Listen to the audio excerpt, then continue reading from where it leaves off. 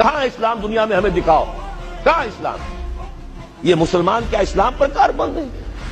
George Bernard شاہ نے کہا تھا کہ میں جب قرآن پڑھتا ہوں تو محسوس کرتا ہوں اس سے بہتر کتاب کوئی ممکن نہیں، لیکن جب مسلمانوں کو دیکھتا ہوں تو محسوس کرتا ہوں ان سے زیادہ ذلیل قوم دنیا میں کوئی نہیں۔ یہ کنٹراسٹ ہے جو ہم اپنے وجود سے پیش کر رہے ہیں۔ کیا اس کی وجہ سے لوگ اسلام کی طرف راغب ہوں گے یا اسلام سے متنفر ہوں گے؟